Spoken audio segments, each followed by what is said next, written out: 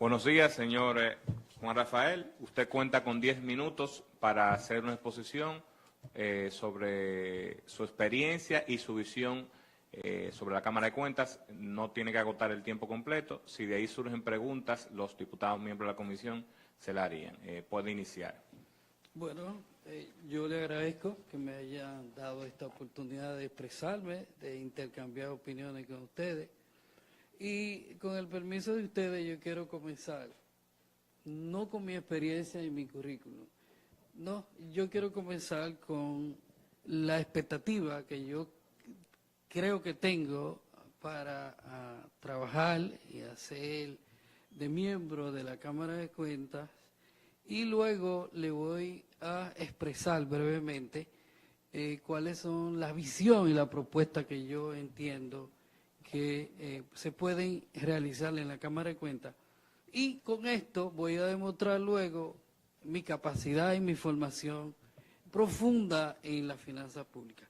Pues bien, mire, mi nombre es Juan Rafael de Jesús Méndez.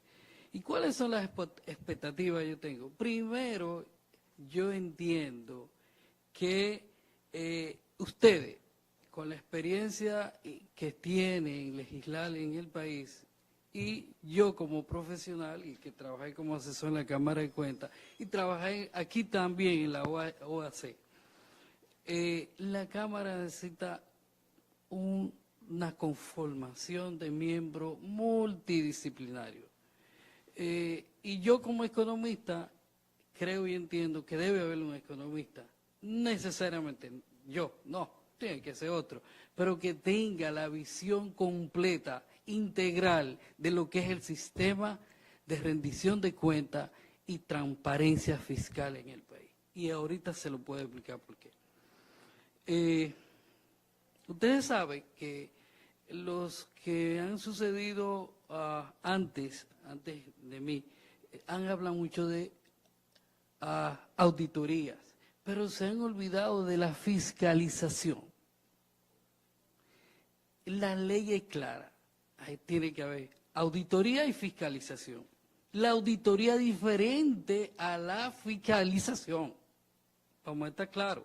Y aquí en el país, la Cámara de Cuentas tiene que dedicarse también a la fiscalización, que es la parte macro. Nadie sabe aquí el resultado fiscal de que lo componen. ¿Quién que tiene que aclararlo? Esos componentes. Es la Cámara de Cuentas. Un ejemplo, ¿Cuáles son las propuestas que yo entiendo que debemos hacerle a la Cámara de Cuentas? Yo trabajé 8 años como asesor externo y yo sé todas las intrínculas. Externo de fuera, ¿no? Pues yo no tomaba decisión. Yo también hice la guía de análisis presupuestario contratado por USAID. Pero también fui el que creé el ERIL. En el 2003 creé el ERIL con ese contenido que ustedes tienen, que hay ahora. Y luego fui a aplicar a la Cámara de Cuentas la guía de análisis e informe al Congreso. Y luego fue contratado por la OAC, por el PNUD, el Programa de las Naciones Unidas, cuando se creó la OAC, que estaba el señor Rijo. Pero no pude hacer el trabajo, igual que no pude hacer el trabajo que yo quisiera hacer en la Cámara de Cuentas. ¿Y por qué le dije fiscalización? Porque es el término macro. El ERIL, el Estado de Recaudación de Inversión de la Renta, es un agregado de todos los informes que deben hacer los órganos rectores. Estamos hablando tesorería, crédito público, contabilidad, presupuesto, pero hay otro, el Ministerio de Administración Pública, inversiones públicas, bienes nacionales, catastro. Tienen que hacer el informe de situación, que es el presupuesto. Movimiento es situación, movimiento es presupuesto, flujo. Mientras que el Estado, los saldos, son los balances. Y aquí nadie habla de saldo. Crédito público, y que la Cámara de Cuentas hace el mejor trabajo en las auditorías. Solamente audita los movimientos presupuestarios del sistema de crédito público, la deuda y los saldos. ¿Quién sabe los saldos? y les sigo hablando cosas que ustedes entienden. Ahora, ¿cuáles son esas propuestas? Primero, el informe del Congreso no puede llamarse informe de análisis de la ejecución presupuestaria, jamás en la vida. La ley es clara, dice examinar las cuentas generales y particulares. Y en las cuentas generales y particulares están todos los estados financieros. Estados financieros presupuestarios, estados financieros contables y todo lo demás. Entonces, los estados financieros de la contabilidad son los que machean, son los que sirven para comprobar la consistencia de los órganos rectores o informes. ¿Por qué? Por ejemplo, el crédito público tiene el movimiento de las deudas públicas y situación. ¿Y dónde se hace el análisis de consistencia? Con los estados contables, porque los estados contables tienen en los activos los balances de cada cuenta, tanto de disponibilidad como de pasivo. ¿Ves? Entonces, todo esto yo lo quería tramitar en la Cámara de Cuentas y no lo pude. Sigo. Una nueva estructura organizativa es necesario en la Cámara de Cuentas. Hay buenos empleados, yo trabajé con ellos, pero las autoridades máximas no les dicen las directrices para buscar los objetivos y la meta que se necesita para la rendición de cuentas y la transparencia en este país. Una, crear un área de auditoría y fiscalización a los órganos rectores. Lo que yo le dije, los órganos rectores son los que diseñan las normas, las políticas y los procedimientos para cada una de las entidades en su ámbito la cumplan. Y el único, por ejemplo, órgano rector que centraliza su norma y centraliza la operación de crédito público, pero los demás entes rectores descentralizan la operatividad, los registros y normalizan la estructura. Entonces la normalización es lo que la auditoría debe ver si se cumple con los procedimientos.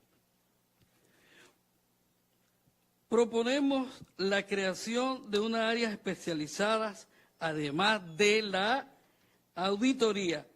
Por ejemplo, áreas de auditoría y fiscalización al patrimonio público del país. ¿Quién lo sabe? ¿Ustedes lo saben? Y la participación que tiene el gobierno central en cada una de esas empresas descentralizadas. ¿Lo saben? ¿Lo ha auditado la Cámara de Cuentas?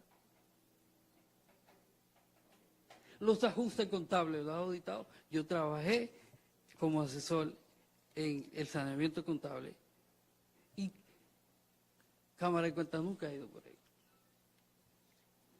Proponemos áreas de auditorías y fiscalización a los sistemas de informática, el CIGE.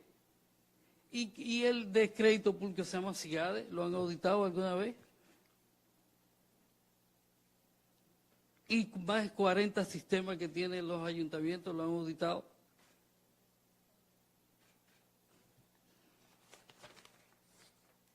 Proponemos creación de un departamento de monitoreo y saneamiento a las recomendaciones.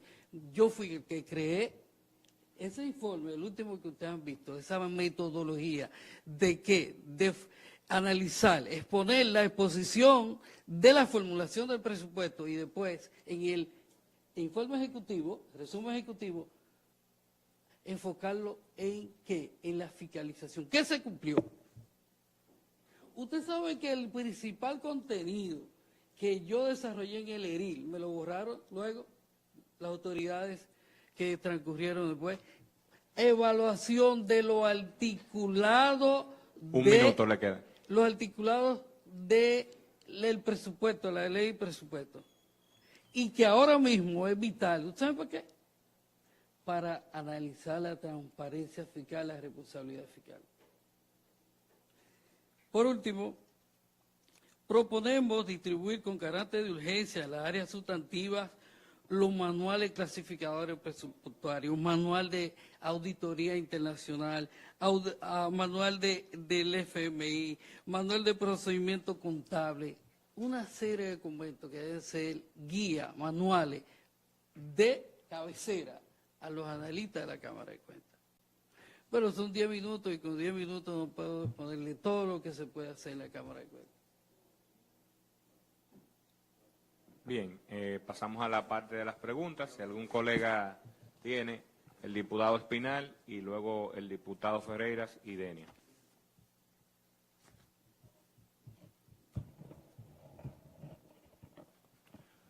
Buenos días.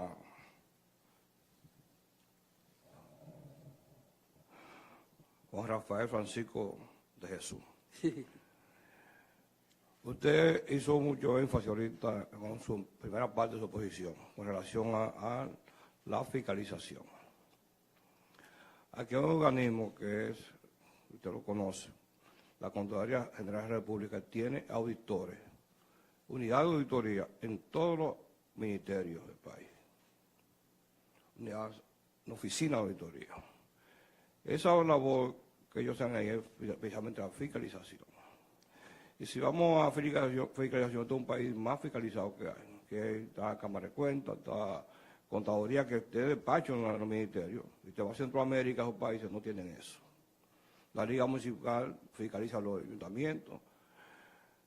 ¿Cómo usted combinaría la labor de la Contaduría y la Cámara de Cuentas para que se auxilien una con otra? Fíjese, indudablemente que tienen que actuar mancomunadamente, simbióticamente. Donde una termina, que es la Contraloría, debe comenzar la Cámara de Cuentas. Auditor interno, auditor externo.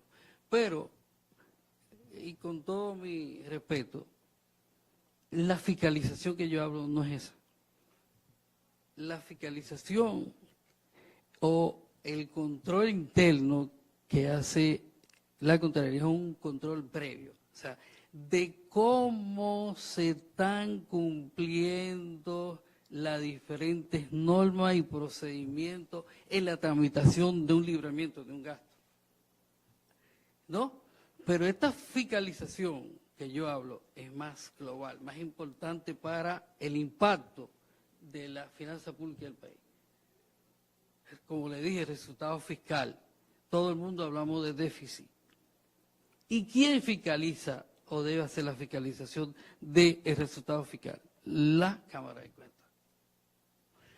Pero de que deben trabajar mancomunado en ese aspecto micro, la Cámara y la Contraloría, eso es indudablemente. Incluso, tal como la ley lo prevé, se debe hacer un plan de trabajo mancomunado, tal como la ley lo dice, que el último trimestre la Contraloría debe reunirse con la Cámara de Cuentas para llevar a cabo ese plan de auditoría. El diputado Ferreira. Buenos días, señor Juan. Quiero que usted me responda, si sabe la respuesta. ¿A cargo de quién está la responsabilidad de auditar la ejecución y gestión presupuestaria y financiera de la Cámara de Cuentas? La Cámara de Cuentas ella misma hace su contratación de un auditor externo. Privado. Privado. Yo era el que hacía el análisis de esa auditoría para ser expuesto en el informe al Congreso a ustedes. Bien, la diputada Idenia Doña.